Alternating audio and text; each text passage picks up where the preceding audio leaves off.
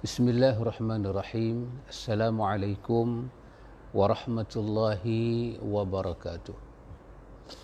Alhamdulillah, summa alhamdulillah. Amma ba'du. Para penonton, para pendengar, sahabat-sahabat ikhwatul iman, ikhwatul fiddin, a'azakumullah wa uhibbukum fillah. Alhamdulillah, summa alhamdulillah. Alhamdulillah ikhwatul iman, dengan limpah kurnia daripada Allah Jalla wa'ala, kita dapat menyambung kita panggil waktu ini, waktu kita Ihya'u Ramadan ini, sengkang waktu kita cuba menghidupkan Ramadan dengan program kejiwaan kita. Kemarin ikhwan kita baca hadis yang pertama. Hadis yang pertama dalam riwayat Imam Muslim dari Abu Hurairah radhiyallahu anhu. Kita baca kemarin hadis yang pertama dan kita boleh buat kesimpulan bahawa Allah Subhanahu wa taala ada cara dia memandang makhluk-makhluk dia. Allah pencipta pada makhluk, maka Allah ada cara dia pandang pada makhluk dia. Pandangan Allah kepada makhluk itu lebih tepat kerana dia mengetahui tentang makhluk yang dia cipta. Manakala kita yang duduk pada alam dunia, dunia pula ada dia punya pandangan sendiri terhadap sama-sama makhluk. Allah memandang daripada sudut yang paling sempurna. Kita memandang pada sudut kita mengambil manfaat dan kepentingan. Ada orang memandang nilai seorang itu pada cantik dia, pada pelajaran dia, pada pendidikan dia, pada harta dia, pada pangkat dia. Maka bila hilang seseorang itu daripada itu semua, maka hilanglah pandangan orang pada dia. Tetapi Allah Subhanahu wa taala memandang makhluk dia dengan pandangan yang sangat sempurna. Di mana Allah pandang makhluk dia? Allah menciptakan jasad kita, rupa parah kita. Maka Allah tak pandang pada jasad dan rupa parah. Kerana kalau Allah pandang pada jasad dan rupa parah, itu nama dia suatu tindakan yang tidak adil. Sebab kita tak pernah minta rupa sebegini, kita tak pernah minta keberadaan kita sebegini. Kita tak pernah minta DNA darah macam ni, bangsa lagu ni, bahasa lagu ni, kehidupan macam ni, kita tak pernah minta. Itu adalah pemberian dari Tuhan. Maka kalau Allah pandang kepada ajsam, tubuh badan orang, jasad orang, Allah pandang kepada suar, iaitu wajah dia, gambaran dia, maka tak adil lah untuk kita. Sangat tak adil. Maka Allah pandang kepada apa yang sangat adil. Iaitu apa dia? Hati manusia. Hati adalah milik manusia. Jasad adalah amanah yang Tuhan bagi pada manusia, kita protect, kita jaga. Maka bila Tuhan pandang pada hati kita, bermakna Tuhan pandang kepada tempat yang sangat tepat. Dan hati ni ikhwan, dia tak macam jasad, dia tak macam rupa parah. Hati ni dia tak pernah makan tua. Hati ni dia tak ada perkataan tarikh luput. Sampai umur lagu ni, hati ni tak boleh pakai dah. Jasad ada tarikh luput. Rupa parah ada kecantikan orang, kesegakan orang, kejelitaan, kehandsoman orang, ada tarikh luput. Tapi hati tak ada. Daripada muda hati itu dipakai, sampailah hari terakhir dia dipakai, sebelum malaikat maut ambil nyawa dia. Maka bila Allah pandang pada hati, bermakna Tuhan telah bersikap adil pada kita. Kalau Tuhan pandang pada jasad, itu nama dia tidak adil. Maka pandangan manusia selalunya tidak adil. Dunia melihat dunia dengan pandangan yang tidak adil. Kerana itu hari ini ada orang dilihat sebagai jahat, menjelang beberapa masa dia akan dilihat sebagai baik. Tetapi bila Allah memandang, maka Allah tahu kawan itu baik atau jahat. Maka penghisapan Allah sangat teliti. Maka hadis yang kita baca kemarin, hadis Abu Hurairah riwayat daripada Muslim, hadis itu benar-benar meletakkan di manakah nilai manusia di hadapan Tuhan, di manakah tempat perhatian Tuhan kepada manusia. Dan di manakah tempat manusia kena bekerja bersungguh-sungguh, yang dia kena jaga, dia kena asuh, dia kena betul-betul beri perhatian, tak mana. Ikhwan, sebelum kita masuk pada hadis yang kedua ini, hadis yang kedua ada kena mengena dengan hadis yang pertama. Hadis yang kedua itu seolah-olah suatu contoh apabila hati manusia itu tidak dibersihkan dan tidak diberi suatu pendidikan, maka bagaimana hidup dia akan jadi. Para ulama kita sebut, sebelum tu saya sebut sedikit apa yang para ulama kita sebut. Para ulama kita kata, kurang-kurang ada 4 perkara yang kita kena perhati kalau kita tidak memberi sedikit tumpuan kepada hati. Kalau kita tak bagi masa untuk fikir tentang kebersihan hati, penyucian hati, hati kita ni akan rosak. Maka ada sekurang-kurangnya ada 4 perkara kita kena tahu. 1, pembersihan hati. Kenapa kita kena tumpu sedikit masa kita, sedikit usaha kita kepada pembersihan hati? Kerana itu adalah perintah daripada Allah. Itu adalah satu perintah daripada Allah. Yang Allah Ta'ala sebut dalam ayat 89 dalam surah Asy-Syu'ara. Allah kata, illa man atallaha biqalbin salim. Allah kata, melainkan orang yang datang kepada Allah dengan hati yang selamat. Maka Allah letak keselamatan insan di hari akhirat ada pada hati. Imam Ibn Qayyim kata, kalau insan selamat di akhirat, bermakna dia selamat di dunia. Kalau insan itu boleh meniti keselamatan di dunia dengan menjadikan akhirat itu sebagai panduan dia, itu menunjukkan dia akan selamat di akhirat. Yang kedua, kita kena tahu apa dia, ikhwan, pengaruh hati kepada kehidupan yang zahir sangat besar dan dahsyat. Pengaruh hati kepada kehidupan zahir, kepada kehidupan nama ada percakapan, pemikiran, perasaan, sentuhan, pegangan, makan, minum, tidur. Ini adalah kehidupan zahir. Pengaruh hati kepada kehidupan yang zahir sangat besar. Sehingga kan kalau rosak hati, akan rosak hidup manusia di dunia sampai hidup manusia di hari akhirat. Kalau baik hati, akan baik hidup manusia di dunia, akan baik pula hidup manusia di hari akhirat. Karena itu, apabila hati itu dibiak kotor, berdebu, rosak, sakit dan akhirnya dia mati, dan antum akan melihat bagaimanakah pengaruh hati itu kepada hidup manusia.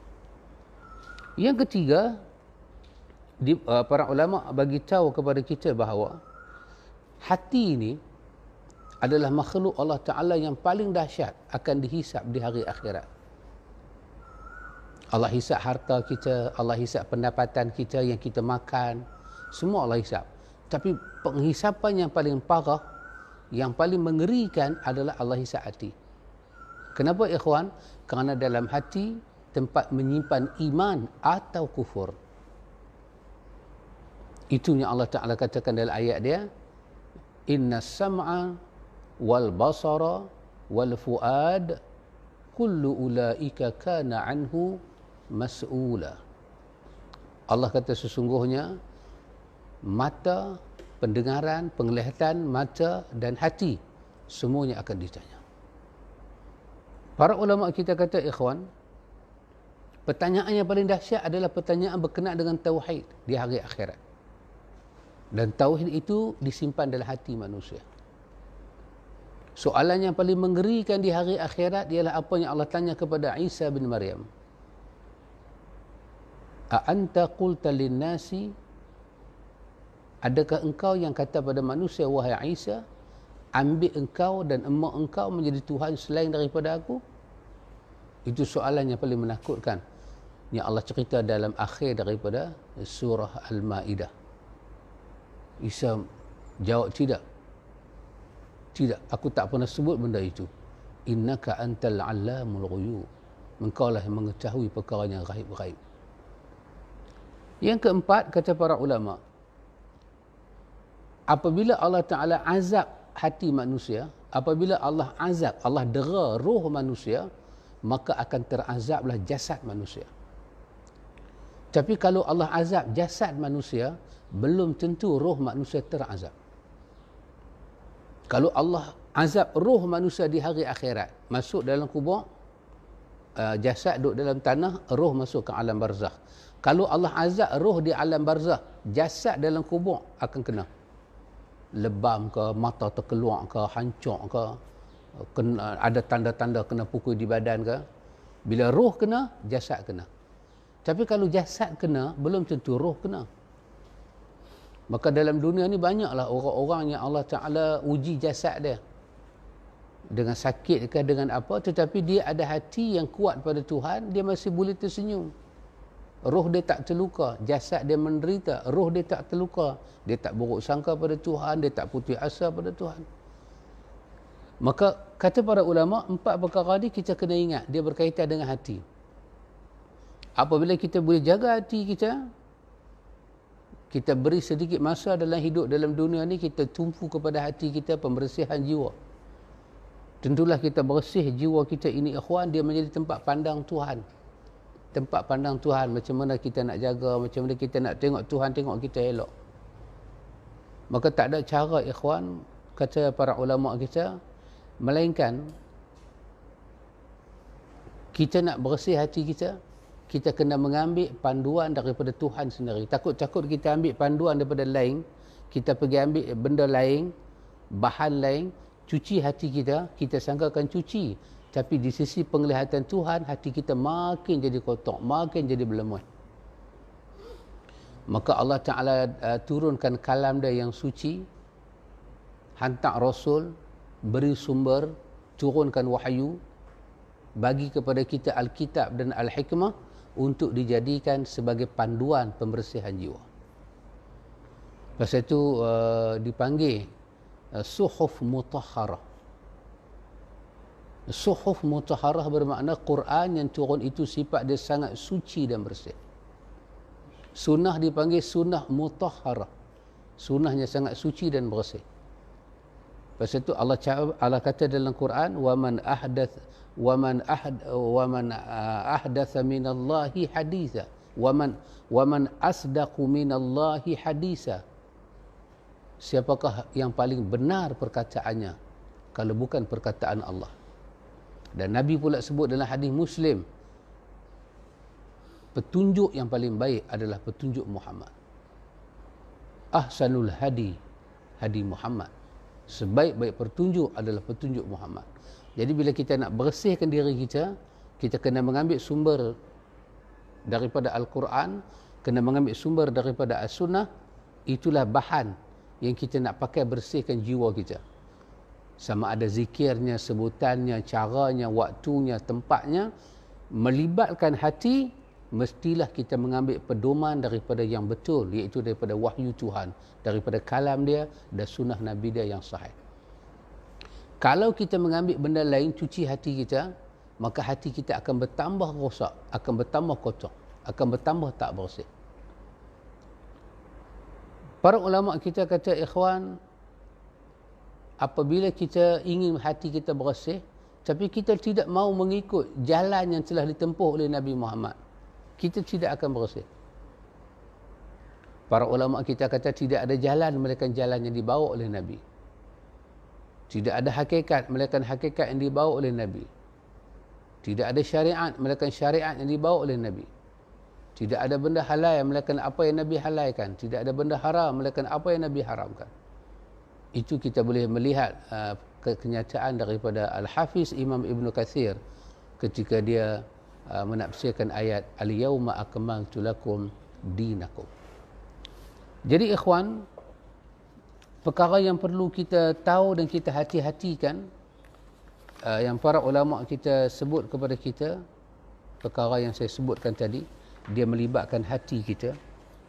Andai kata hati ini kita tidak jaga dia dengan baik, dia akan jadi rosak. Dan disitulah tempat Allah Ta'ala memandang kita. Disitulah tempat Allah memberi perhatian pada kita. Baik ikhwan, kita cuba tengok hadis yang kedua. Hadis yang kedua ini, dia ada hubungan dengan hadis yang pertama. Seolah-olah hadis yang kedua ni bagi tahu ini di antara contoh perjalanan hidup kalau hati tu ada masalah. Hadis yang kedua, jiwa yang hilang qanaah dengan harta. Qanaah ni apa dia ikhwan? Kita tahu iaitu perasaan rasa cukup. Rasa cukup dengan apa Tuhan bagi, rasa puas dan tak rasa nak ambil dan iri hati dengan apa yang orang dapat. Tak rasa dengki. Ulama sirah kata ikhwan, apa ulama sirah kata? Perkara yang paling besar yang boleh menyebabkan para rasul bertahan dengan hidup mereka dalam dunia ketika mereka susah, dan ada para nabi yang senang boleh bertahan dengan Tuhan, ialah kerana Allah membekalkan kepada mereka sifat qanaah. Sifat qanaah ni dia adalah sumber kehidupan ikhwan. Ali bin Abbas radhiyallahu anhuma anna Rasulullah sallallahu alaihi wasallam maqala law anna li bani adam wadiyan min zahabin ahabba an yakuna lahu wadiyani wa la yamla'u fahu illa turab wa yatubu Allahu ala man taba. Muttafaqun alaih. Dari Ibnu Abbas radhiyallahu anhuma bahawa Rasulullah sallallahu alaihi wasallam telah bersabda, seandainya seorang anak Adam itu memiliki satu lembah yang penuh dengan emas, nescaya dia akan menginginkan dua lembah dan sama sekali tidak akan memenuhi mulutnya, yakni merasa puas, selain tanah, yakni mati. Dan Allah menerima taubat orang-orang yang bertaubat. Hadis ini muttafaqun alaih. Antum tengok daripada mana datang sifat rasa tak syukur kepada harta Tuhan bagi? Daripada hati manusia, daripada hadis yang mula tadi. Bila di situ ada problem, dia dapat satu lembah itu penuh dengan emas. Allah Ta'ala bagi kat dia wadin min zahabin, satu wadi, satu lembah yang penuh dengan mah tulen, mah betul. Nabi kata kerana hati dia ada masalah, dia tak pernah membersihkan diri hati dia dengan zikrullah, mengingat akhirat, melihat kepada potret kehidupan para anbiya dan rasul. Dia tak pernah melihat macam mana cara kita hidup. Dia dapat satu lembah penuh dengan mah. Nabi kata apa dia? Ahabba an yakuna lahu wadiyani. Apa dia? Ada dalam hati dia rasa seronok, rasa mencintai kalau lembah wadin menjadi wadiyani. Wadin satu, wadiyani dua. Dia nak lembah nombor dua, supaya lembah tu jadi dua lembah penuh dengan emas. Subhanallah, subhanallah. Ikhwan, para ulama kita sebut dalam hal kehidupan ini, dalam hal kehidupan ini kita menjadikan Nabi kita Muhammad sebagai panduan dalam hidup. Para ulama kita kata ikhwan begini. Saya ambil rumusan dia. Kalau ada satu orang, kita ambil dia satu orang yang ternama, ahli korporat, ahli perniagaan yang berjaya. Bisnes dia semua berjaya. Pendapatan dia bukan kata kira bulan dah, kira jam. Orang tak kata sebulan gaji dia berapa duit, sebulan berapa pendapatan dia, sebulan 500,000 dah. Kekayaan dia masuk dalam hidup dia pakai jam. Satu jam berapa puluh ribu masuk. Hebat dia, hebat. Orang interview dia di seluruh dunia. Orang bertanya kepada dia how to make business, how to survive business, macam mana nak jadi money maker. Banyaklah soalan-soalan dilontarkan kepada dia, dan alhamdulillah dia boleh menjawab soalan itu di atas fakta, knowledge dia tentang bisnes. So kita tengok dia, kita rasa kagum, kita kata Masya Allah, orang ni menguasai pasaran saham, orang ini tahu tentang currency, orang ini tahu tentang macam-macam, tentang forex dia tahu, tentang macam-macam dia tahu, a lot of business dia terlibat. Dahsyat orang ni. Ulama kita kata Hebat bagaimana dia boleh kendali bisnes dia. Hebat macam mana dia di mata dunia. Tetapi andai kata dalam hidup dia, dia tidak tahu bagaimana para rasul hidup, bagaimana Muhammad hidup, bagaimana sirah Muhammad, maka dia tetap termasuk dalam kategori manusia tidak mendapat pedoman hidup dalam hidup. Dia tetap termasuk manusia yang dikatakan manusia yang tidak mendapat, manusia yang tidak terarah hidup dia. Kenapa ikhwan? Kerana Allah hantar para rasul untuk membimbing hidup kita. Ahli korporat tak tahu nak hidup macam mana. Bapa-bapa menteri tak tahu nak hidup macam mana. Orang-orang yang mempunyai darah-darah raja, mereka tak tahu hidup macam mana. Yang tahu susun hidup kita, yang tahu menunjuki hidup kita ke arah zahir dan batin, mata zahir dan mata batin, hanyalah para rasul saja. Para rasul, Allah Ta'ala datangkan mereka kepada kita untuk bimbing hidup kita bertemu Allah. Lepas itu, anda tengok kita punya risalah ni, tajuk dia, kita kata 30 hadis sahih, ataupun kita kata sunnah sebagai jalan kehidupan. Kenapa sunnah itu yang kita nak ambil jalan kehidupan? Sunnah itu sunnah siapa? Sunnah para rasul. Hebat bagaimana kita, kalau kita tak tahu bagaimana insan yang dikasihi oleh Tuhan membentuk kehidupan, maka kita dianggap orang yang tidak terarah hidup dia. Walaupun kita ini dihormati oleh orang kerana satu benda yang ada pada diri kita, namun di sisi Tuhan kita adalah hamba yang hidup tidak ada arah tujuan. Dahsyat ikhwan. Sepatutnya dalam hidup kita, bila kita ada satu lembah emas, sepatutnya kita fikir untuk dapat lembah kedua. Itulah nama ada bisnes. Macam mana kita nak develop hidup kita. Itu betul lah. Tetapi dalam pemikiran itu Nabi kata ada racun. Racun apa? Racunnya Quran kata alhaakumut takatsur. Anda tengok alhaakumut takatsur, dia boleh bawa kita sampai ke peringkat mana? Sampai kepada peringkat hatta zurtumul maqabir. Sampai dah masuk dalam kubur, dia tak sedar kata dia lalai puluh tahun. Dia tak sedar kata puluh tahun hidup dia penuh dengan sifat tamak, haloba. Alhaakumut takatsur. Itu diri manusia ini penuh dengan cara hidup yang takatsur. Dia nak bagi banyak, dia nak show off ke orang, harta banyak, anak banyak, nama, pangkat hebat. Sampai dia masuk lubang kubur. Penyakit itu tak dapat diatasi. Ialah manusia ini ikhwan, dia ada syahwatul khafiyah. Dia ada keinginan yang dia pandai cover, dia pandai tutup keinginan dia. Dia ada satu keinginan jahat, tapi dia pandai tutup. Dia tak bagi nampak, dia zahirkan kebaikan. Banyak syahwatul khafiyah kita. Kita guna nama sedekah lah, kita guna nama charity lah, kita guna nama agama lah. Saya bekerja ni bukan untuk apa, untuk agama juga, saya impak juga. Tapi yang khafiyah, yang tersembunyi itu, bukan kerana Allah pun. Sampai masuk ke dalam kubur. Sampai masuk dalam kubur. Dia tak pernah ada masa nak bersihkan diri dia. Dan segala benda yang dia dapat itu, dia pun tak tahu yang mana syukur, yang mana tak syukur. Dia hanya pandu hidup dia di atas penilaian pola kehidupan pemikiran. Bukannya dia ambil sirah Nabawi itu sebagai panduan dalam hidup. Maka Nabi kita tengok apa dia terkena dalam hidup dia. Allah bagi satu lembah penuh dengan emas. Sepatutnya melahirkan kesyukuran lah. Kesyukuran yang ikhlas kepada Allah Ta'ala.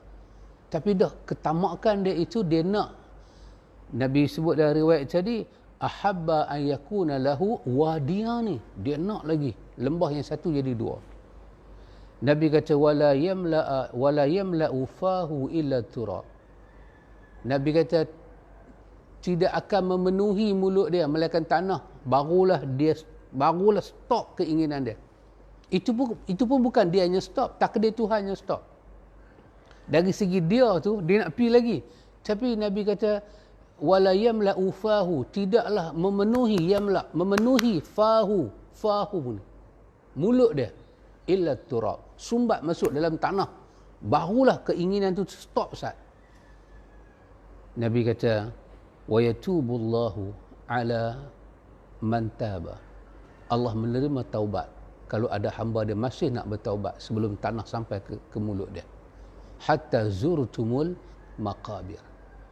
Inilah ikhwan satu contoh apabila hati manusia itu kita tak ada masa nak bersihkan dia. Kita perlu hidup dengan harta nama dia rezeki. Ulama kita kata ikhwan, hidup kita ni takdir yang Allah bagi pada kita, takdir hari-hari ni dia tak lari daripada 4 benda. Takdir ni Allah Ta'ala tentukan dalam hidup kita ni, ulama kata dia tak akan lari daripada 4 benda. Hari-hari 4 benda ni lah jadi pada kita. Kalau kita tak dapat benda lain, tak dapat apa, 4 benda ni dia benda yang berputar dalam hidup kita. Kita buka-buka mata, dia mai. Apa dia? Yang pertama, nikmat. Nikmat sepatutnya kita bawa nikmat ke arah kesyukuran. Yang kedua, balak. Hari-hari balak datang. Balak, ubat kepada balak adalah sabar. Ketiga apa dia ikhwan? Ketaatan pada Allah. Hari-hari orang taat pada Allah. Maka ketaatan itu dihiasi dia dengan keikhlasan. Dan yang keempat apa dia ikhwan?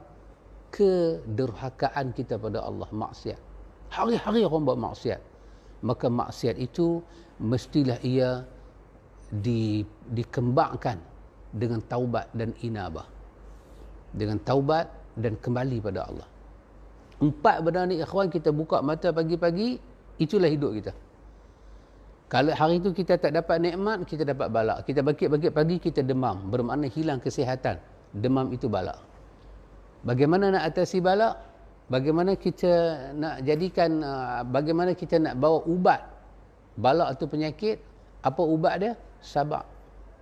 Sabar. Sabar adalah ubat. Kalau pagi-pagi kita bangkit, kita sihat, maka apakah penawar bagi nikmat itu? Syukur. Akan bertambah. Hidup kita akan bertambah. Kalau Allah izin pagi-pagi kita bangkit sembahyang subuh, itu nama dia Allah izin kita taat. Maka apa yang kita kena buat? Kena ikhlas. Supaya dia bernilai. Supaya dia bernilai dalam hidup kita. Kalau Allah takdirkan kita termaksiat, kita redha. Itu suratan Allah untuk kita. Maka kita kena bersedia untuk apa? Untuk taubat. Dalam hidup kita ni ikhwan, para ulama kita kata ada 3 perkara yang selalu kita buat, tapi mungkin kita tak sedar. Kadang-kadang dia bernilai, kadang-kadang dia tak bernilai. Apa dia? Usaha. Hari-hari kita jumpa ni, kita jumpa nama dia usaha. Siang malam, pagi petang kita berusaha, bekerja keras, berusaha mencari kehidupan, ataupun orang panggil al-kasabu. Orang Melayu kata usaha kasab. Usaha kasab. Kasab tu bahasa Arab, usahalah. Kita kena berusaha. Satu. Tapi antum perasan tak, ramai orang berusaha tak jadi. Yang kedua adalah hidup kita ni penuh dengan apa? Doa. Doa pada Allah Ta'ala. Dah ramai juga orang berdoa tak jadi. Dan yang ketiga dalam hidup kita ni ada apa? Ada tawajuh. Tawajuh ni apa dia? Tawajuh kalau boleh saya pakai perkataan harapan. Kita banyak menghadap Tuhan, menghadap pada satu benda dan kita mengharap dengan benda tu jadi. Usaha, doa, tawajuh. 3 benda ni hari-hari kita pakai dalam hidup. Sama ada kita dapat nikmat, sama ada kita dapat balak, sama ada kita dapat rezeki ketaatan, ataupun kita diuji dengan maksiat. Ketiga-tiga ni benda ni ada. Usaha, doa, tawajuh. Orang dapat nikmat dengan usaha dia, dengan doa dia, dengan pengharapan dia. Orang terkena balak, orang berusaha menghindari balak dia kena. Berdoa lagi, mengharap lagi balak tu hilang. Orang itu dalam ketaatan, dia berusaha taat pada Allah. Dia berdoa untuk taat pada Allah, istiqamah lagi. Dan dia satu orang yang mengharap dengan ketaatan. Dia diuji dengan maksiat. Dia berusaha lari daripada maksiat. Ataupun dia berusaha tambah lagi maksiat. Dia berdoa supaya dia selamat daripada maksiat. Dan dia mengharap dia terlepas daripada maksiat. 4 benda berlaku pada kita dengan 3 perkara tadi. Antum tahu tak betapa dahsyatnya orang berusaha, betapa dahsyatnya orang berdoa, betapa dahsyatnya orang mengharap kepada Tuhan. Tapi kadang-kadang ketiga-tiga ni dia tak jadi. Banyak orang berusaha tak jadi. Banyak orang berdoa tak jadi. Banyak orang tawajuh tak jadi. Kenapa ikhwan? Ulama kita ketika mereka membahas perkara berkaitan dengan rukun iman, dalam rukun iman tu ada disebut kita beriman dengan qadar yang baik dan qadar yang buruk. Nama dia takdir. Takdir ni apa dia ikhwan? Usaha kita, doa kita, tawajuh kita hanya akan bernilai sekiranya dia bertembung dengan takdir. Takdir ni apa yang Tuhan surat pada kita. Allah dahsyat ikhwan, sangat dahsyat. Takdir Allah ni sangat dahsyat. Sangat dahsyat. Sehingga ada perkataan yang digunakan ikhwan, perkataan yang digunakan oleh ulama-ulama ni, ialah dia bukan hadis, dia cuma perkataan. So kita boleh ambil yang tiba dan kita boleh tak ambil. Tapi saya nak sebut perkataan yang pernah digunakan untuk bagi tahu pada kita betapa dahsyatnya urusan takdir. Yang menulis takdir adalah Tuhan. Yang memelihara takdir adalah Tuhan. Yang mengizinkan berlakunya takdir adalah Tuhan. Yang mahukan takdir itu adalah Tuhan. Sehingga ulama kata sawabiqul himam, sawabiqul himam la takhriqu aswaral aqdari. Ini kata-kata bukan hadis. Apa dia? Dia kata kita punya keinginan yang melampau-lampau ni. Kan manusia ni ada dia punya himam, hemah dia, kemahuan dia. Saya mau tu, saya tak mau tu, saya mau ni, saya tak mau ni. Himam kita yang banyak ni. Kita bila tak mau satu benda, kita lari sungguh-sungguh. Kita bila mau satu benda, kita cari sungguh-sungguh. Kita punya himam ni, semua kemahuan dan keinginan kita ini, dia akan terkumpul menjadi satu perkara dia panggil quwwatul azimah. Kekuatan keinginan kita. Orang nak buat baik ke, nak buat jahat ke, orang nak ke, nak lari daripada satu benda ke, mau satu benda ke, dia akan jadi quwwatul azimah. Dia akan membentuk suatu molekul kekuatan jiwa. Quwwatul azimah ni kekuatan hati, keinginan yang sangat kuat. Keinginan yang sangat kuat tadilah ikhwan melahirkan usaha, doa dan tawajuh. Kemahuan kita dia melahirkan quwwatul azimah, kekuatan keinginan yang bersepadu ni, dia melahirkan usaha ke arah itu, doa ke arah itu, pengharapan ke arah itu. Semua yang kita mau ni tak jadi dia kata. Bahasa dia guna tak jadi. Dia guna bahasa la takhriqu aswaral aqdar. Apa yang kita mau ni sedikit pun tidak akan meruntuhkan pagar takdir. Hang usahalah sekuat mana, hang maulah sekuat mana, hang doalah sekuat mana, hang haraplah sekuat mana. Benda tu tak akan jadi melainkan apa yang Allah takdir saja. Harapan hang tu bukan kata boleh mengubah takdir, pagar takdir pun tak roboh. Ada tengok bagaimana kuatnya takdir kita berbanding usaha kita. Bagaimana kuatnya takdir kita berbanding doa kita. Pasal itu usaha, doa, tawajuh, kesemua ini dikatakan daripada min jumlatil asbabi. Dia daripada jumlah yang membantu terhasilnya suatu apa yang ditakdirkan. Hanya membantu. Kereta membantu kita, ada kereta boleh rosak tengah jalan. Maka kekuatan takdir itu sangat dahsyat. Jadi manusia ni ikhwan, kalau dia belajar tentang rukun iman, dia tak boleh menguasai takdir, dia tak boleh menguasai apa yang dimaksudkan takdir ilahi, maka dia akan jadi putus asa dengan usaha. Dia akan kata, aku usaha banyak dah awak tak jadi. Aku doa banyak dah awak tak dapat. Aku harap banyak sangat dah kepada Tuhan, pasal apa aku tak dapat? Apa yang dia tak tahu? Dia tak tahu doa dia, usaha dia, segala tawajuh dia tidak bertemu, tak selaras dengan takdir Allah Ta'ala. Pasal itu tak ada perlu, bukan kata takdir itu berubah, suar pagak takdir pun tak terusik. Maka ikhwan, antum tengok, supaya doa kita berhasil, usaha kita berhasil, tawajuh kita berhasil, Allah Ta'ala hantar para rasul. Maka Allah mentakdirkan kepada kita, seluruh hidup ini, Allah mentakdirkan, mengqadakkan kepada kita, mestilah kita berpedomankan kepada Muhammad. Semua yang kita buat berpedomankan kepada Muhammad, dia akan masuk dalam urusan takdir Allah. Kerana itu dikatakan bila Nabi buat, kita buat, maka usaha kita jadi. Kerana itu takdir. Nabi berdoa, kita berdoa, itu takdir. Nabi mengharap, kita mengharap, itu takdir. Yang semua kuatal azimah kita ini selaras dengan takdir. Itulah yang akan menjadi dalam hidup kita, dan itulah akan berbekas, dan itulah akan memberi hasil dunia dan akhirat. Karena itu ikhwan, bila manusia tak berjaya menyuci jiwa dia, dia tak berjaya menguruskan hidup dalam dunia. Dia tak akan pandai mengurus hidup dia. Kalau dia tak berjaya membersihkan hati dia, dia tak akan nampak ke mana dia akan pergi selepas dia mati. Dia orang yang tidak bijak. Dia bukan orang yang akias. Dia bukan akias. Dia bukan orang yang bijak, orang yang pintar. Ya, kita kena urus diri kita, ikhwan, dunia dan akhirat.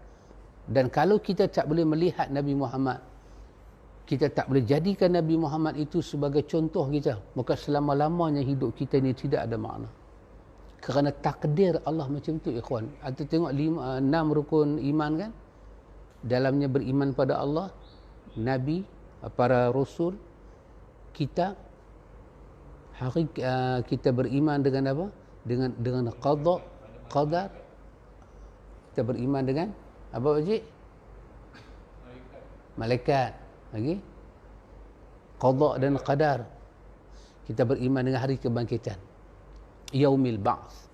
Kita beriman dengan adanya hari kebangkitan, qada dan qadar. Semua ni masuk dalam rukun iman. Itu takdir Allah, ikhwan. Allah telah mentakdirkan kita iman pada Allah. Maka kalau kita ada jiwa yang tak beriman, maka semua Tuhan tak terima jiwa tu. Allah mentakdirkan para malaikat itu wujud, kita tolak para malaikat. Allah tak terima jiwa tu. Sebab jiwa tu tak adpa dengan takdir. Pasal itu dikatakan ahli maksiat, buatlah maksiat macam mana pun, maksiat itu tidak akan meruntuhkan pagar takdir. Pagar takdir, bukan kata takdir, pagar dia pun tak terusik. Anda tengok bagaimana dahsyatnya takdir Allah Ta'ala. Allahu Akbar.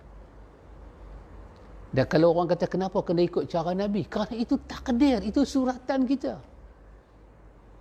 Dan kalau kita tak ikut Nabi, ikhwan, dalam hal zahir dan batin ini, artinya apa dah, ikhwan? Artinya kita pergi macam kita nak buat demonstrasi, nak runtuh pagar takdir. Tak ada, ikhwan. Tak boleh runtuh. Bukan kata takdir, pagar ada suar.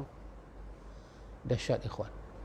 Maka anda tengok dalam hadis yang kita baca ni, hadis yang kedua ni, dia bagi tahu pada kita, para rasul datang, dia nak bimbing jiwa kita supaya ada qanaah.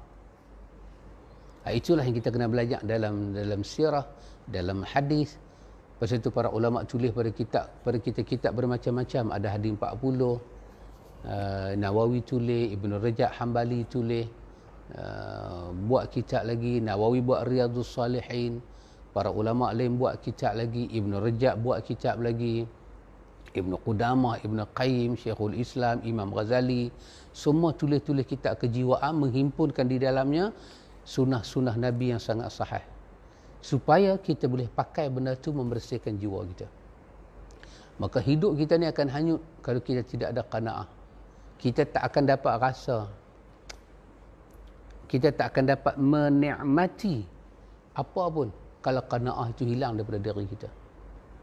Maka hadis yang kedua ni kan bagi tahu pada kita, jiwanya hilang qanaah dengan harta, jadi tamak, jadi rakus, jadi iri hati, jadi busuk hati bila tengok orang dapat lebih, dan kita sentiasa merasa kita tak pernah dapat. Kita rasa tak cukup. Berpunca daripada apa, ikhwan? berpunca daripada hati yang kosong daripada rahmat kebatinan daripada Allah.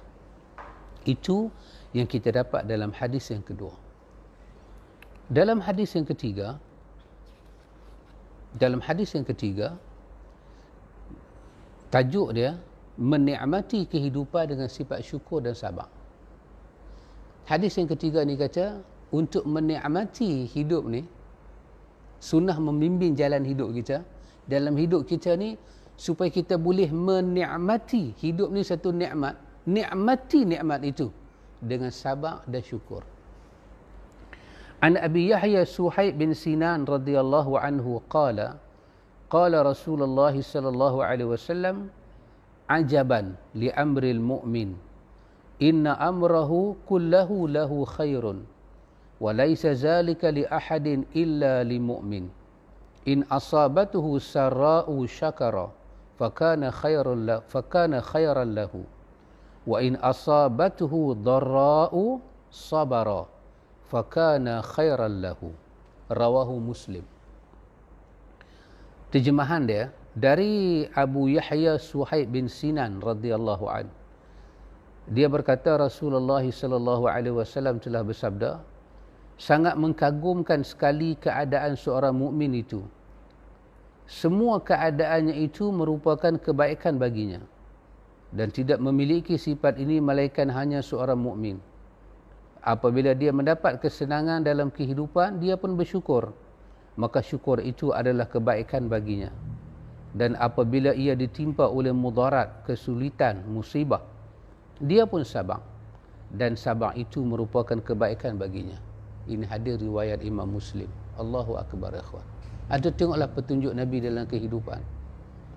Di mana-mana pun kita bawa sifat sabar dan sifat syukur. Sifat sabar ni apa dia ikhwan? Sabar bermakna al-habsu. Penjarakan semua tindakan protes. Mulut rasa nak protes, tangan rasa nak protes, habas. Penjarakan. Syukur bermakna apa dia ikhwan? Terjemahkan rasa gembira kita. Rasa kita sangat menghargai pemberian. Dengan lisan, dia datang daripada hati. Kita terjemahkan, kita tajallikan dengan lisan dan perbuatan. Bila kita dapat musibah, bila kita dapat nikmat, Nabi kata zahirkan sifat syukur. Puji Tuhan banyak-banyak daripada hati. Pasal itu daripada hadis awal tadi ikhwan, rasa syukur tu tak datang, dia bukan lakonan. Dia memang daripada makrifat, pengenalan hati kita kepada kebesaran Tuhan, betapa kita dapat satu nikmat ini memang dengan pemberian Tuhan. Kalau nak kira kadar usaha kita ni banyak mana sangat kadar. Pasal itu Imam Nawawi dalam doa dia kata apa? Dia kata Allahumma rzuqni minal khairi aktsaru mimma atlubu. Itu doa dia dalam kitab Al-Azkar.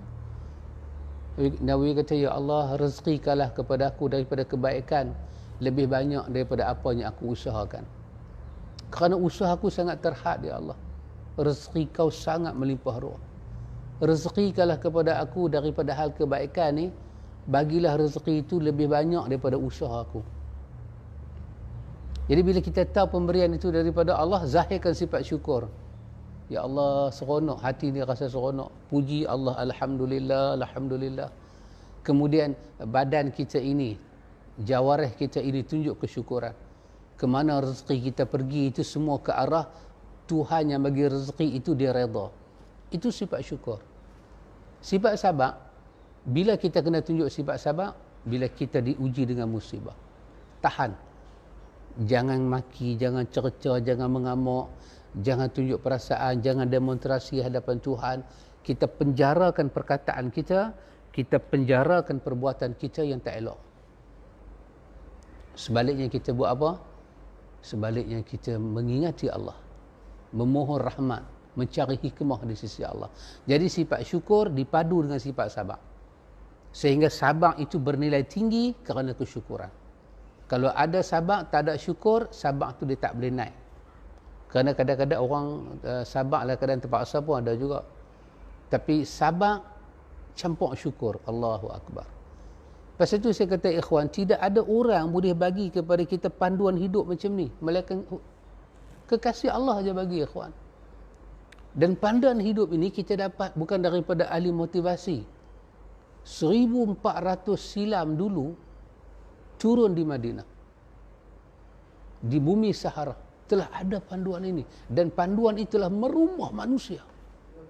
Ya subhanallah, benar-benarlah sunnah ini dia menjadi panduan jalan menuju Allah, jalan kehidupan. Benar-benar ikhwan, demi Allah. Jadi kalau kita mengasuhkan diri kita hari demi hari ke arah ini, kita akan mendapat kebaikan. Usaha kita, doa kita, tawajuh kita, kita pastikan ada sabar dan syukur. Syukur dan sabar. Sabar dan syukur. Syukur dan sabar. Setiap hari kita bangkit daripada pagi, kita bangkit pagi. Kita jumpa apa? Kita jumpa dengan nikmat. Syukur pada Allah. Jumpa bala, kita sabar. Dengan ketaatan, kita redha, kita syukur pada Allah. Kita ikhlas. Dengan maksiat, kita taubat pada Allah, kita ikhlas. Kita syukur kerana Allah pilih kita bertaubat. Allahu Akbar, ikhwan. Itu panduan-panduan yang kita jumpa dalam sunnah yang sahihah. Kemudian hadis yang keempat. Hadis yang keempat, dia berkaitan dengan satu perkara yang kita namakan kesusahan bukan penamat bagi kehidupan ini. Kesusahan bukan penamat bagi kehidupan. Kalau kita susah, janganlah kita ingat habis dah hidup kita. Dah. Kalau kita senang, kita jangan ingat kata bahawa kita dah dapat segala-gala. Tak juga. Maka kesusahan bukan penamat. Bila kita susah, ada panduan daripada Nabi, apa kita kena buat. Sampai kita down. Orang kata dah berdiri dekat jambatan dah. Nak terjun ke tak terjun? Nak terjun ke tak terjun? Ingat panduan Nabi. Sampai saat sulit, saat yang genting, saat yang segenting itu, ada panduan daripada Nabi. Jangan bertindak ikut selera nafsu dan pandangan orang, tapi baliklah kepada Nabi. Benar-benarlah ikhwan, sunnah ini dia membentuk jalan kehidupan. Dan kita akan dapat yang baik saja daripada sunnah ni. Jadi bagaimana Nabi membentuk pada kita, mengajak kita, kalau saat kita susah, kena ingat itu bukan penamat bagi hidup. Maka apa kita kena buat? Yang ni kita tengok besok. Kalau Allah Ta'ala izin, kita tengok besok. Bagaimana panduan dia? Bagaimana Nabi bawa kepada kita. InsyaAllah ikhwan, sunnah-sunnah ni semua Allahu Akbar. Dia memberi petunjuk, pedoman pada kita. Kita tak keseorangan. Jadi mesti kita belajar panduan hidup daripada sunnah yang sahih ini. Ada soalan, Cik? Saya tak bawa telefon, tinggal. Cik baca tak?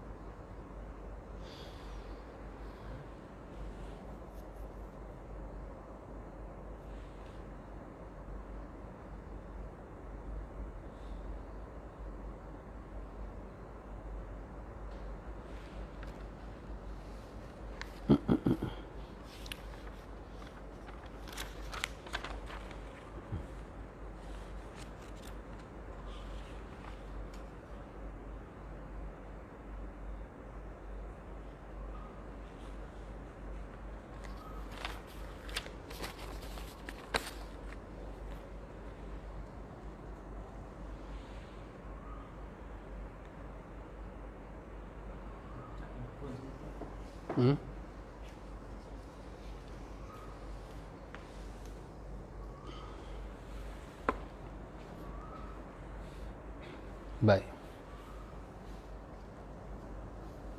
Ini soalan kita, nah. Soalan yang pertama dari sahabat Osman Yusuf. Semoga Allah merahmati sahabat Osman Yusuf kita ini dalam bulan yang berkat ini. Assalamualaikum Al-Fadil. Waalaikumsalam warahmatullahi. Bagaimana cara mengganti puasa-puasa yang telah ditinggalkan, sama ada dengan sengaja atau tidak sengaja, di mana puasa itu tidak pernah diganti selama beberapa tahun? Wallahu ta'ala alam, Allah Ta'ala yang mengetahui Sahabat Osman yang dikasihi kerana Allah.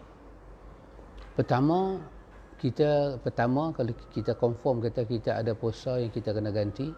So pertama sekali kita dah yakin, kita dah iktiraf ada hutang kita dengan Allah dan kita kena bayar. Baik, soalan dia macam mana nak bayar? Pertama, kita kena yakin jumlah berapa kita berhutang dengan Allah. Katalah kita yakin kita tinggal puasa lebih kurang dalam 3 tahun. Tempoh 3 tahun sehari pun tak puasa. Itu kita confirm. Bermakna kalau kita tengok kalender balik, tahun tu berapa hari Ramadan? 29 ke 30? Ada masa kita puasa 29 hari, ada masa 30. Kalau kita confirm semuanya 30, 3 tahun bermakna 30 90 hari kita berhutang dengan Allah. Baik. So, kita wajib bayar 90 hari. Wajib bayar puasa ini dia wajib bayar, tapi dia tidak wajib disegerakan. Allah bagi kepada kita masa. Walaupun dah 3 tahun ke 4 tahun ke, masa bayar tu panjang. Bila masa dia selagi mana tak mati. Okey, baik. Kita bayar. Kita puasa. Katalah habis Ramadan ni, dah habis kita raya semua, kita pun start puasa. Kita dah habis puasa 6 semua dah habis, masuk bulan baru, habis Syawal, masuk Zulqa'dah. Masuk Zulqa'dah, kita puasa. Kita bangkit esok, kita ingatlah hati kita, ya Allah, aku puasa di esok hari, qada Ramadan aku. Qada Ramadan. Tak perlu sebut tahun apa. Pasal kita pakai jumlah dia je 90 hari. Qada Ramadan. Puasa. Maka hukum puasa itu setara dengan puasa Ramadan. Kita tak boleh buka ikut suka. Kita kena puasa sampai habis 1 hari. Maka kita bayar sehari, kira sehari. Dia kuranglah sehari. Baik.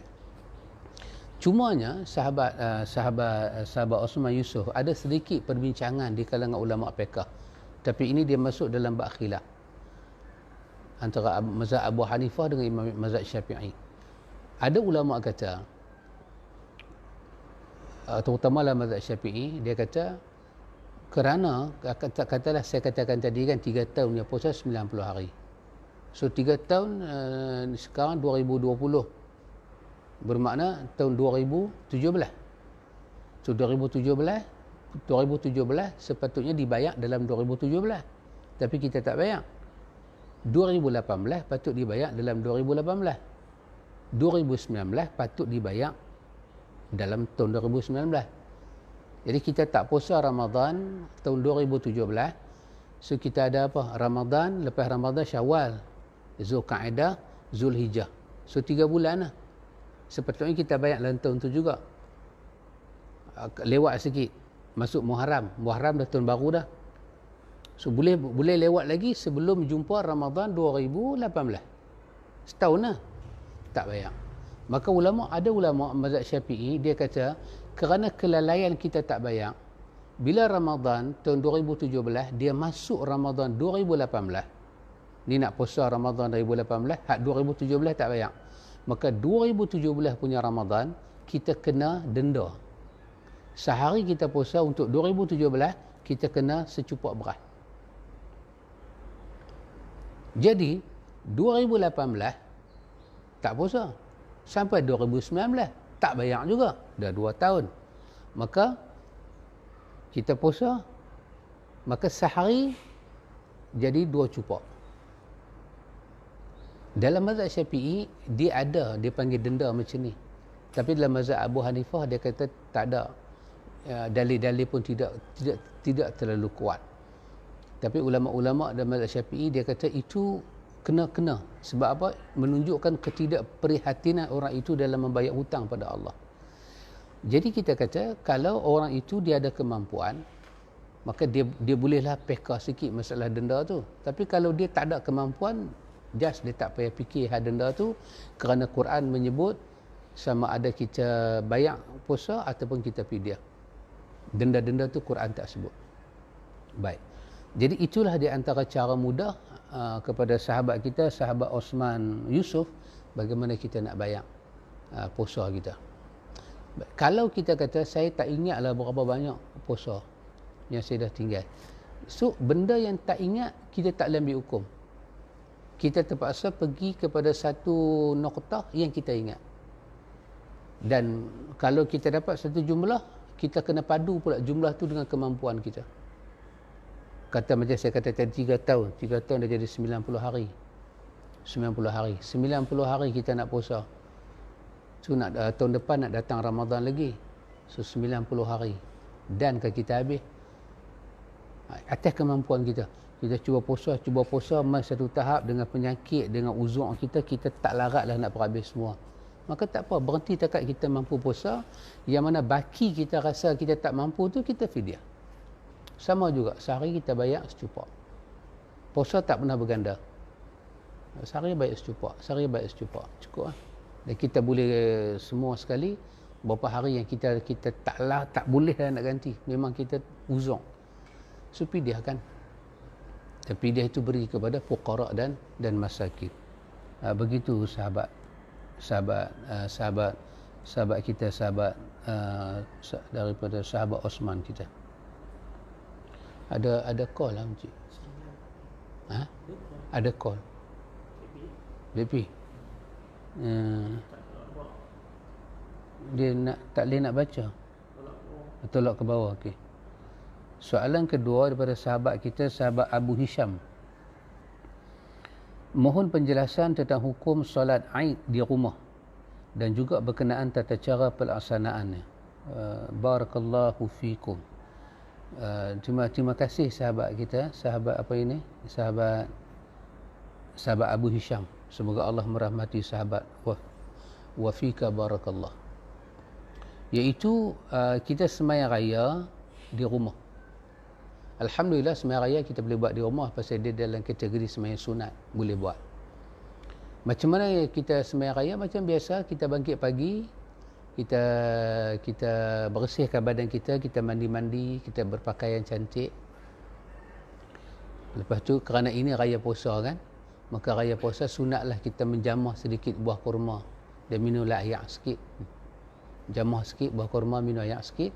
Lepas tu kita set lah pukul berapa kita nak sembahyang raya dengan anak-anak kita, dengan bini kita, keluarga kita. Kalau kita set pukul 8.30, kita get ready. So kita susun sejadah semua menghadap ke arah kiblat. Siapa nak jadi imam, pilih anak kita ke, menantu ke, pak mentua ke, siapa-siapa jadilah imam. So macam mana? Sifat sembahyang macam biasa.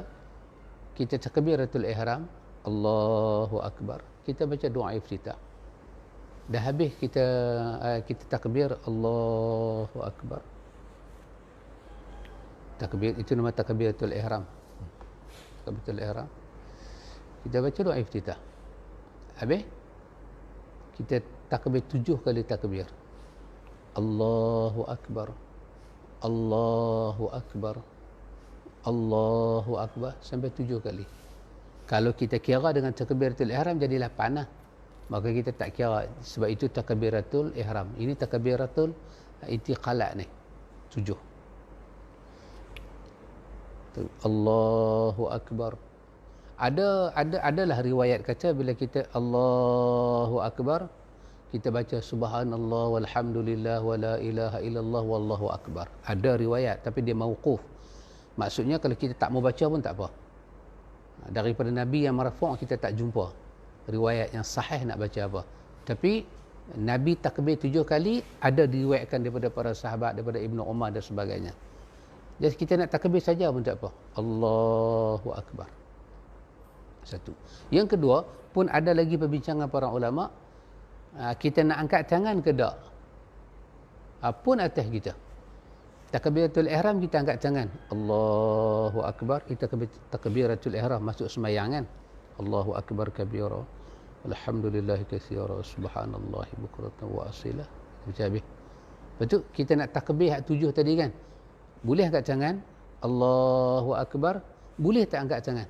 Mulut je kata Allahu akbar. Allahu akbar. Allahu akbar sampai 7 kali. Cukup 7? Nak angkat pun tak apa, tak angkat pun tak apa.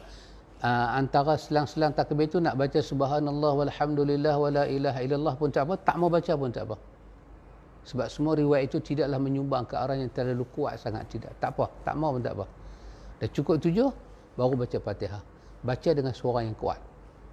Baca Fatihah, baca surah. Lepas tu rokok, i'tidal, sujud, antara dua sujud, sujud balik, bangkit sambung rakaat kedua. Sambung rakaat kedua, bangkit berdiri. Allahu Akbar. Masa kita bangkit berdiri, kita kata Allahu Akbar, yang tu tak dikira takbir. Maka kita kena takbir lagi 5. Pun sama, nak angkat tangan pun tak apa, tak angkat pun tak apa. Setiap takbir tu nak baca subhanallah walhamdulillah pun tak apa, tak mau baca pun tak apa. 7. Yang penting ada 7 kali takbir. Takbir 5 kali takbir kedua. Takbir Allahu Akbar, Allahu Akbar, Allahu Akbar, Allahu Akbar. Sampai 5 kali, baca balik Fatihah, baca balik surah. Surah yang dianjurkan kepada kita baca untuk sembahyang raya, rakaat pertama bacalah Sabihis, rakaat kedua bacalah Hal ataka hadithul ghasyiyah. Kalau bolehlah, kalau tak boleh bacalah mana-mana surah yang kita hafal pun. Lepas tu rukuk, i'tidal, sujud, antara dua sujud, duduk tahiyat akhir bagi salam. Baca tahiyat akhir dah bagi salam habis. So habis kita dah bagi salam, bermakna habislah solat raya. Maka sunnah kepada kita, bahasa kita pakai hari ini bahasa berkhutbah. Tapi dalam hadis dia tak sebut khutbah. Dia kata Nabi memberi nasihat. So kita bangkit berdiri, kita lihat ke muka keluarga kita, kita memberi sedikit nasihat. Apa yang kita nak nasihat? Nasihat itu datang pada hati kita, berkaitan dengan suasana kita, raya kita, perasaan kita, dan sedikit maklumat kita tentang apa yang kita tahu dalam agama ni, kita kumpul, beritahu tentang Nabi kita, kesyukuran kita ke, kesabaran ke apa, bagi sikit nasihat. Dan bila kita bagi nasihat, maka sunat kita mulakan bercakap dengan menyebut Alhamdulillah, kita berselawat pada Nabi. Kemudian dalam nasihat kita itu kita berpesan dengan taqwa, kemudian baca sepotong ayat Quran, dan ada sedikit doa. Ini garis panduan yang ulama kita bagi. Maka korang-korang kita buat lagu ni. Saya contohkan. Kita bangkit, kita kata kepada keluarga kita, Alhamdulillah wassalatu wassalamu ala Rasulillah wa ala alihi wa sahbihi wa man nasarahu wa wala. Amma ba'du. Allahumma salli ala nabiyina Muhammad wa ala ali Muhammad. Ya ayyuhalladzina amanu taqullaha haqqa tuqatih wa la tamutunna illa wa antum muslimun. Dekat tu cakap Alhamdulillah, kita syukur pada Allah atas nikmat hidup, atas nikmat ini. Kita berjumpa juga dengan Syawal, setelah 30 hari Ramadan berlalu. Ramadan pun mubarak, Syawal pun mubarak. Bukan saja kita bersyukur pada Allah, hari ini hari tak boleh makan, hari ini adalah hari tak boleh puasa, kena makan. Haram puasa hari ini, 1 Syawal, hari berkat, hari senyum, hari seronok, hari nak bersedekah, hari menerima tetamu, hari ya Allah sebulan kita berpuasa, Allah bagi pada kita hari berbuka. Kemudian kita nak kaitkan sikit-sikit dengan ayat Quran, kita bacalah tu ayat Quran. Sebelum kita baca tu, kita malam tu kita semak sikit dalam mana-mana tafsir terjemahan ada sampai. Lepas tu di ujung cakap kita tu kita berdoa pada Allah untuk diri kita, keluarga kita, masyarakat kita juga sikit, kaum muslimin. Lepas tu walhamdulillahirabbil alamin. Habis. Maka khutbah disampaikan sesudah sembahyang raya ni, dia tak semestinya duduk lepas tu baca lagi satu khutbah macam khutbah jemaah. Tak.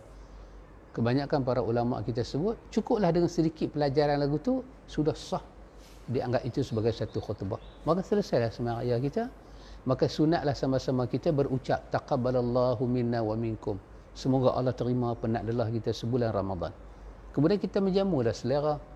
Kalau boleh ziarah, ziarahlah. Kalau tak boleh ziarah, ambil gambar keluarga, hantar dalam WhatsApp sana, ambil gambar keluarga ramai-ramai senyum, hantar dalam grup Facebook ke, menambah keceriaan hari itu. Begitulah cara dia. Ya sahabat yang saya hormati ini. Ada soalan, salam, bagaimana nak membezakan hidup yang mendapat redha Allah dengan yang terkena istidraj? Jazakallah khairan daripada sahabat Ummu Nazir. Sahabat Ummu Nazir yang dihormati, yang dikasihi, bagaimana kita nak membedakan hidup kita ni di bawah redha Allah Ta'ala? Kalau sahabat ingat, semalam saya ada menekankan sedikit perkara bahawa dalam hidup kita ni, kalaulah dalam hidup kita ni ada beberapa perkara ni, itu adalah isyarat bahawa kita tak terkena kemurkaan Tuhan. Satu, apa dia? Kehidupan yang kita dapat ni, kehidupan yang cukup untuk kita dan kita boleh membantu orang lain. Satu.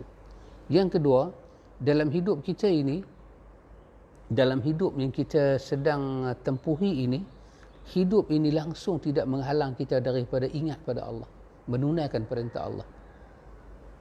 Ketiga, hidup yang kita lalui ini, hidup ini tak pernah pun membuka kita untuk terserempak dengan benda-benda yang diharamkan oleh Allah. Bahkan hati kita ni tak pernah terbuka pun nak pergi ke arah itu.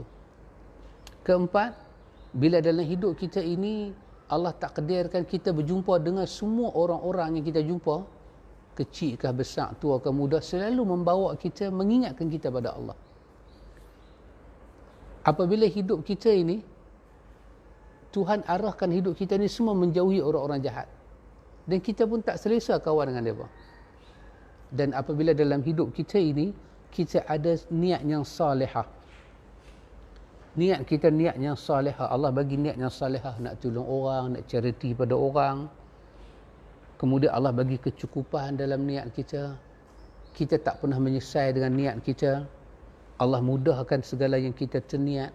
Kemudian kalau Allah ambil sesuatu daripada kita, hati kita ni tak pernah rasa tak tenteram, tak pernah rasa ya Allah awak ambil, dia rasa tenang dengan Tuhan, tatma'innul qulub.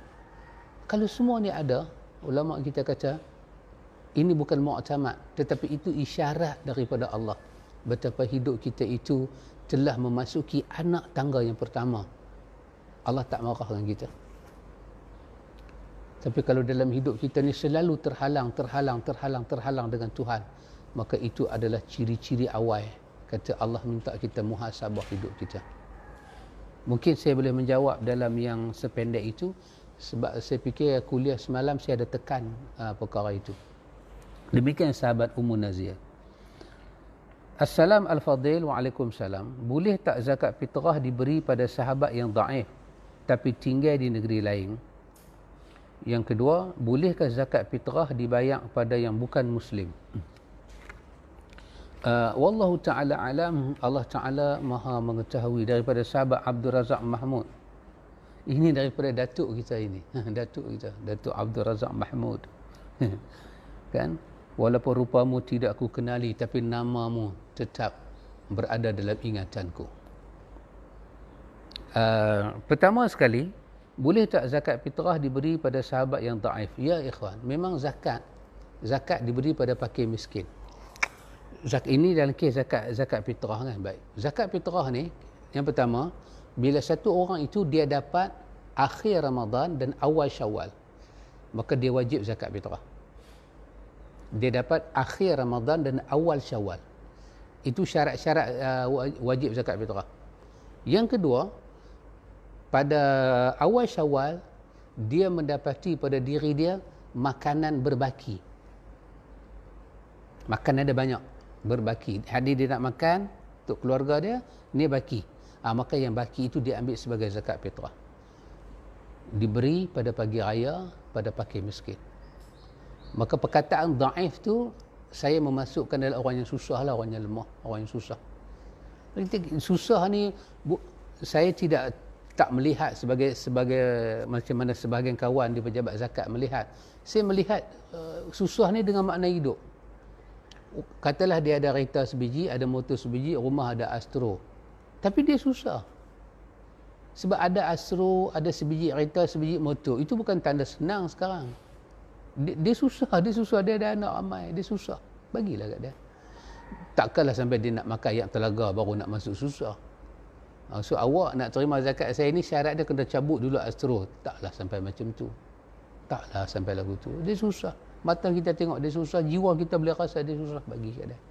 Bagi kat dia. Begitu sahabat nasihat daripada Datuk. Yang kedua, bolehkah zakat fitrah diberi pada orang yang bukan Islam? Hukum asal pada zakat fitrah ni dicari orang Islam. Itu orang Islam. Bagi pada orang Islam. Maka daripada zakat hak yang besar-besar sampai ke zakat fitrah, tumpuan dia pada orang Islam. Pada orang fakir, orang miskin. Cumanya kalau kebetulan pagi itu kita jalan-jalan, kita terjumpa orang yang susah depan kita ni kebetulan bukan Islam. Kita kata saya nak cari orang Islam, tapi kita tengok dia yang susah tu dengan kawan yang Islam tu susah lagi dia. Maka boleh tak kita bagi kat dia? Maka di atas nama dia susah, bolehkah kita bagi ke dia? Sebahagian para ulama meletakkan syarat sah zakat fitrah, bayar zakat fitrah itu Muslim. Dan ada ijtihad di kalangan para ulama lain, boleh. Tapi dia bukan pandangan majority, dia pandangan minority. Jadi ke dalam hal seperti itu, kesuntukan begitu, bolehkah bagi zakat fitrah pada bukan Islam? Yang memang susah. Jawapan dia boleh, tetapi carilah Muslim dulu. Orang Islam diutamakan.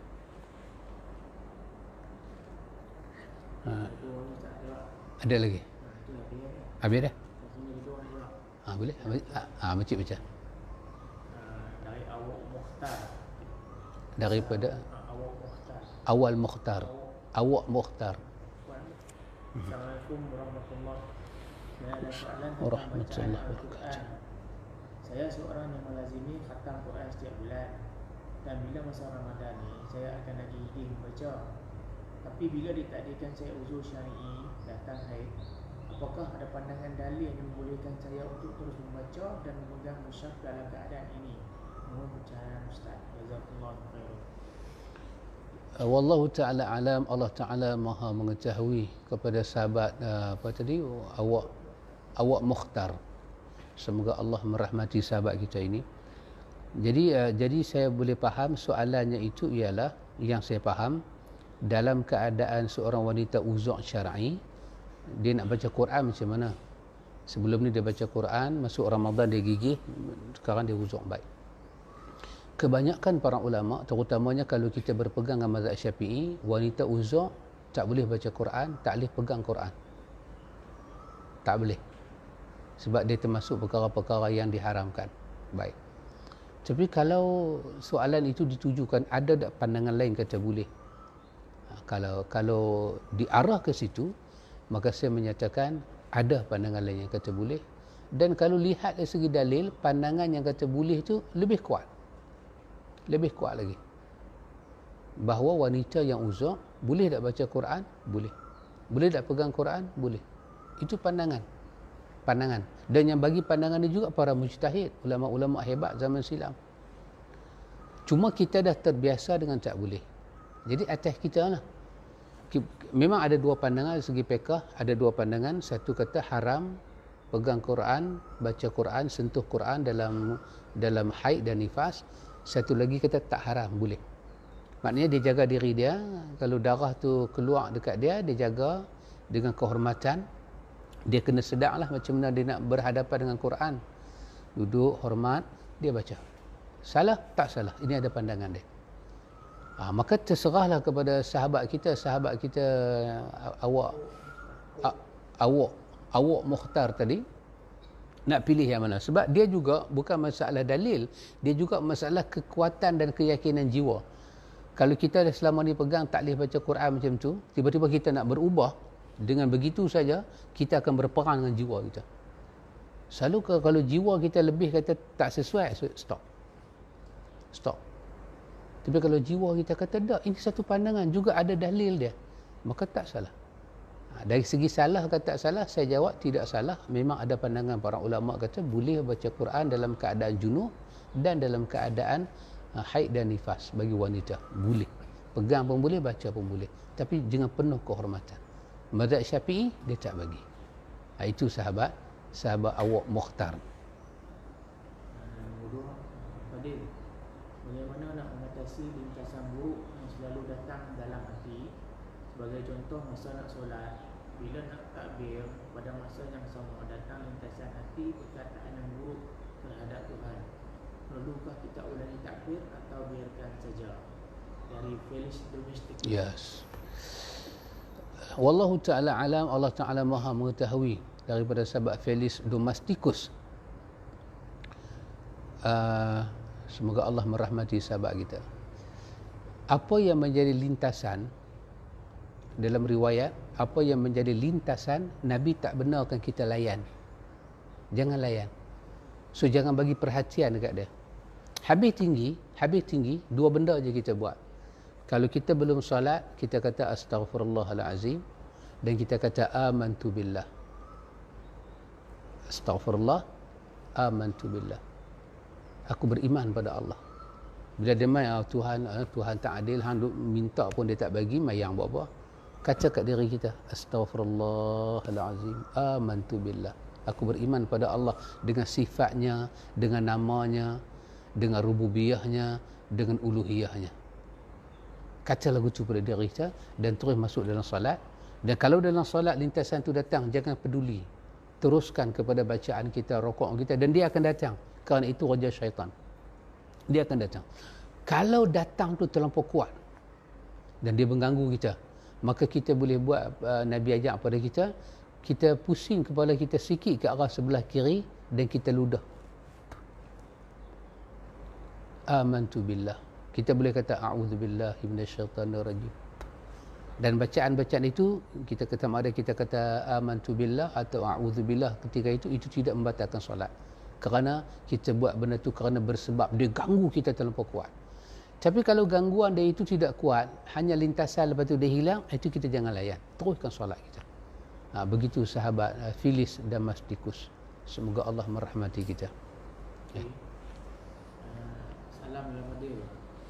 Bolehkah kita jamu makanan kepada rakan non-Muslim kita sewaktu puasa? Contohnya belanja lepas makan tengah hari, belanja gak apartmen rumah makan tengah hari. Untuk kawan yang bukan Muslim daripada Ahmad Badri. Ya. Wallahu ta'ala alam, wallahu ta'ala a'lam. Allah mengetahui kebenarannya. Sahabat Ahmad Badri yang dikasihi,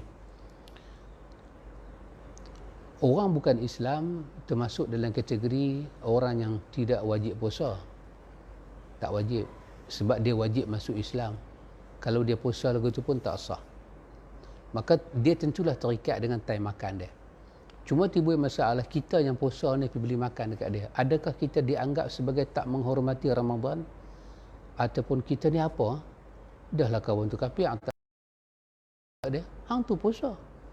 Adakah tindakan kita itu dianggap demikian? Pada hemah saya, pada pandangan saya menyatakan tidak. So, orang yang kafir tak berpuasa, kita tak boleh menghalang dia makan dan minum. Dia tetap boleh makan. Cuma kita kena didik dia menghormati saja. Time makan, dia makan. Baik. Kita, bila kita kita tengok gad tu, kita tahu dia susah. So, kita beli sebungkus nasi, bagi kat dia makan. Untuk dia makan. Kita beri dia makan pada waktu dia makan, time dia makan, sebagai bantuan kita pada dia. Ataupun kita bagi duit pada dia, suruh dia pergi beli makan. Itu kita boleh buat. Sebab dia tak terikat dengan puasa. Cuma yang kita kena jaga perwatakan. Jangan kita bawa dia ke arah tidak menghormati orang puasa. Kerana kita duk bagi dia lagu tu kan, dia jadi macam juah tu tak? Dia makan tapi dia tak peduli orang Islam ke, depan ke, itu tidak bagi. Itu tak boleh. Tapi sekadar kita nak bagi dia makan, time dia makan, dan dia termasuk orang yang susah juga, orang yang dhaif juga, maka itu tidak salah. Dan kita tak dianggap pun mencemar bulan puasa, cuma pandangan mata. Demikian juga sahabat, bulan puasa kita meniaga awal, orang bukan Islam datang beli, adakah kita boleh jual pada dia? Boleh ya? Tak mencemarkan Ramadan, tak. Sebab makan minum ni, dia benda yang diperlukan oleh orang. Kalau orang Islam datang awal-awal 10 pagi nak beli makan, bolehkah kita jual? Boleh. Pasal apa? Sebab ada orang yang uzur tak boleh puasa, wanita, orang tua, kanak-kanak. Kita kena baik sangka, jangan kita hukum orang main beli pada kita yang tak puasa. Bila kita duk nampak dia tu tak puasa, pasal tu kita duk kata macam-macam, apa ni tak hormat bulan puasa. Kecuali dia habaq dia tak puasa. Ya, saya memang tak boleh puasa, kalau saya puasa saya mampu. Itu pun tak apalah, jual juga kat dia. Yang kita tak mau jual ni pada orang yang memang saja boleh puasa, tak mau puasa. Kita nak tahu macam mana orang tu. Maka itu semua tidak termasuk dalam kategori mencemarkan bulan Ramadan. Itu pada pandangan saya, sahabat apa tadi, Badaruddin, sahabat Badrin. Ya. Semoga Allah merahmati kita semua, insya-Allah. InsyaAllah itulah saja pertemuan kita pada qadar ini. Panjang umur, sihat badan. Kita akan tengok hadis yang keempat besok. Bagaimana Nabi ajak pada kita, kesusahan bukan penamat dalam hidup ini. Dalam kesusahan itu masih ada pintu yang boleh dibuka supaya kita senang. InsyaAllah. Wa ila liqa. Barakallahu fikum. Hayakumullah. Subhanakallahumma wa bihamdika. Asyhadu an la ilaha illa anta. Astaghfiruka wa atubu ilaih. Assalamualaikum warahmatullahi wabarakatuh.